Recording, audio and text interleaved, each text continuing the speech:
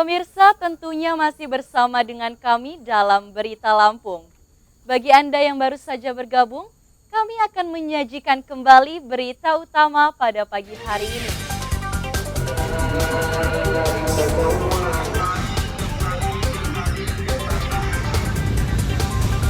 Seorang pedagang sayur mayur jadi korban kejahatan gendam oleh dua pria yang mengaku keluarga Bupati Tulang Bawang.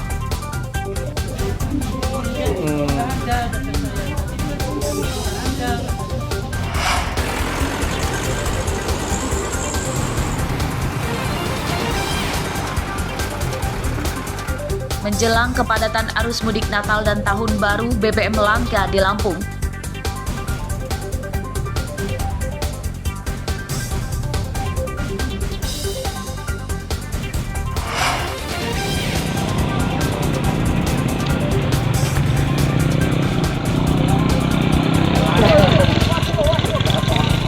Jelang akhir tahun 2022, permasalahan jalan rusak belum terselesaikan pemerintah. Banyak jalan di Lampung rusak parah.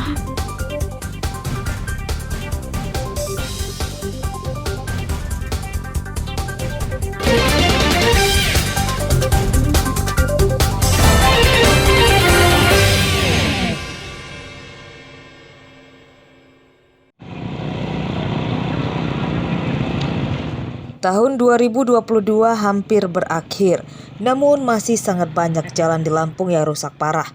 Masalah jalan rusak berlarut-larut belum terselesaikan oleh pemerintah, baik tingkat provinsi maupun kabupaten.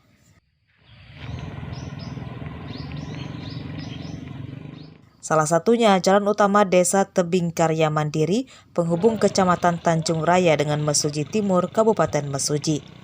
Sepanjang jalan seperti kubangan kerbau saat musim hujan karena berlumpur dan licin. Jalan aspal yang pernah ada nyaris tak ada lagi, terganti tanah merah.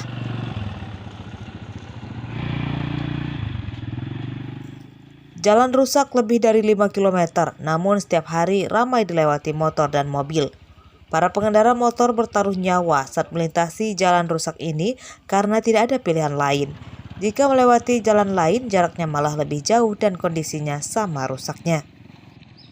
Setahu saya ini, saya sering lewat sini, ini udah tahunan Pak dalam keadaan jalan seperti ini. Seperti Bapak ketahui sendiri, di belakang sana jalannya sangat luar biasa. Bahkan banyak ibu-ibu yang pengendara motor di situ yang sering jatuh Pak, karena jalannya susah seperti itu Pak. Ya kalau ditur lamanya itu udah lama sekali, udah tahunan Pak ini. Oh sudah tahunan ya? Ya udah tahunan. Oh. Sih mintanya dari dinas ini jalannya harus dibenerin dulu karena ini jalan satu-satunya dari akses dari untuk mengeluarkan penghasilan kami dari kebun bawa ke desa ini Pak. Jalan rusak menyusahkan warga. Selain berisiko kecelakaan, jalan rusak berdampak pada tingginya harga bahan pokok dibanding di daerah dekat kota. Penyebabnya, waktu perjalanan kendaraan lebih lama serta tingginya biaya angkut. Dan untuk kesekian kalinya lagi, warga mendesak pemerintah, terutama Gubernur Arinal Junaidi, segera memprioritaskan perbaikan jalan di Lampung. Ari Susanto melaporkan dari Mesuji.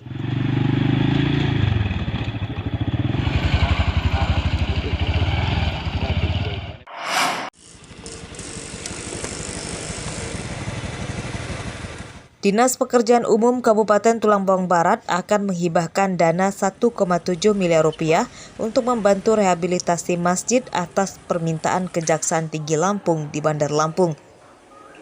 Dana itu akan digelontorkan setelah pengesahan APBD Murni 2023 mendatang. Penghibahan dana dari APBD itu menuai kontroversi sebab diberikan untuk kepentingan di daerah lain. Saat dikonfirmasi Rabu pagi, Kepala Bagian Pengadaan Barang dan Jasa Tulang Bawang Barat, Budi Dharma, tidak mengetahui dasar hukum Dinas PU memberikan uang miliaran rupiah untuk instansi di luar daerah itu. Biasanya APBD dipakai untuk kepentingan pembangunan daerah dan masyarakat di wilayahnya. Nah itu coba, makanya saya bilang kalau masalah dasar ditanya ke yang punya anggaran aja, ditanya ke dalam hal ini kan Dinas PU nih. Kalau kita kan dasarnya ya Kalau kita ini cuma melaksanakan proses lelangnya. Pertimbangannya mereka apa? Ya mereka yang punya pertimbangan, mereka yang punya anggaran. PJ Bupati Tulungagung Barat Zaidi Rina mengatakan hibah dana APBD untuk Kejati Lampung tidak menyalahi aturan karena akan dipakai untuk pembangunan masjid yang memiliki tujuan kebaikan.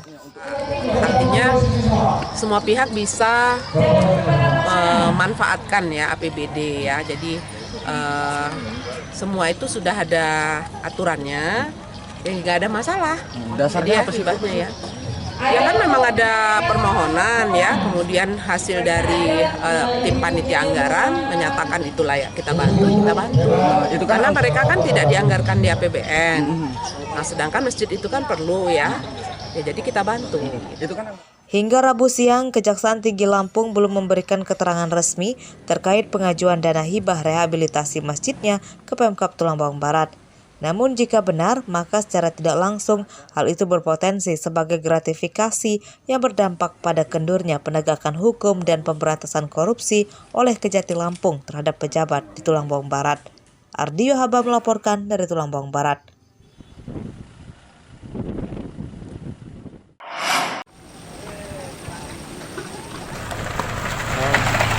Usaha pembuatan teri asin di Bandar Lampung sedang lesu.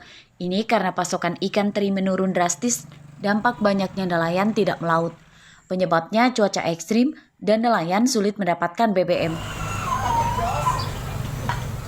Seperti terpantau pada Kamis pagi, dari puluhan produsen, kini hanya beberapa saja yang masih berproduksi. Itu pun jumlah produksinya menurun drastis. Salah satunya adalah Mas Duki. Ia biasanya memproduksi hingga 2 ton teri per hari.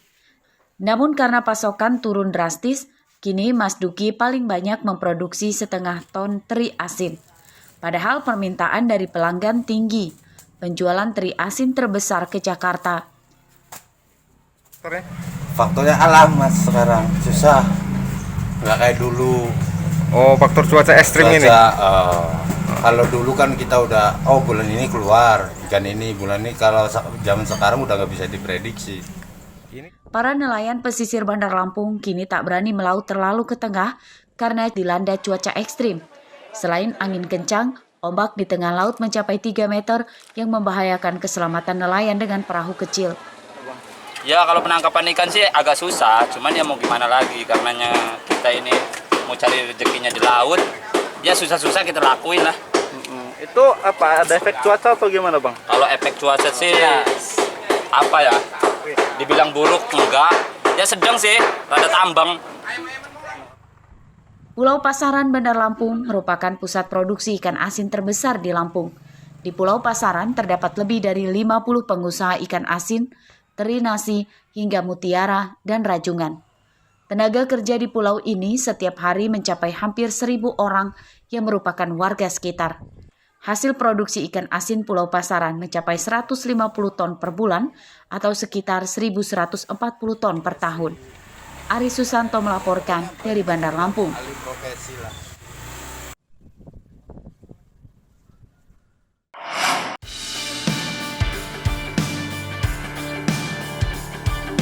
Buah lontar kini diburu oleh warga Lampung. Mereka penasaran dengan rasa buah lontar. Pedagang buah lontar masih jarang di Lampung.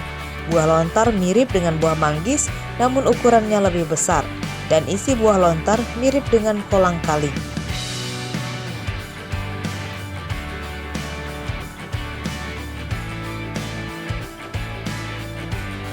Salah satu yang menjualnya adalah Bahadis Hasan di Jalan Ikan Tenggiri, Kelurahan Pesawahan, Kecamatan Bumi Waras, Bandar Lampung. Buah lontar yang dijualnya dipasok dari Jawa Timur. Buah lontar dagangannya cepat terjual.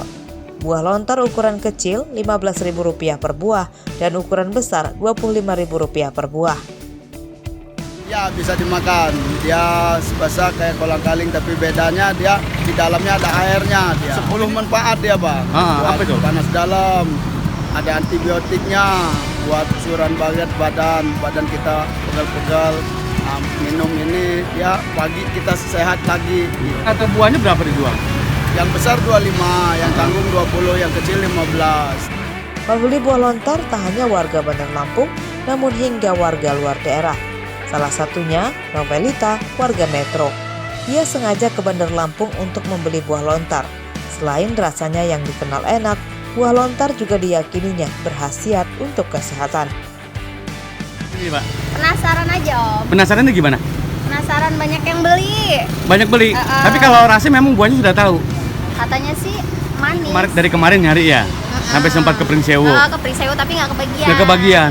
Terus pas ini lewat nemu. Saya nggak sengaja lewat ini, Pak. Tiba-tiba saya penasaran ini buah apa, kayak kelapa. Pas saya beli ya katanya buah lontar. Lontar? Iya, buah lontar. Emang selama ini belum pernah melihat, Pak? Belum lihat, baru-baru ini di Lampung. Rasanya gimana, Pak? Ya, saya juga kurang tahu rasanya. Makanya saya coba mau beli. Berapa tuh, Pak, beli kalau beli? 11.000, Pak. 25.000? Iya. Pohon lontar atau siwalan adalah jenis palma atau pohon palem yang tumbuh di Asia Selatan dan Tenggara. Di Indonesia, pohon lontar banyak ditemukan di Jawa, Sulawesi, dan Kalimantan. Di Lampung, pohon lontar masih langka. Arsadi Saputra melaporkan dari Bandar Lampung.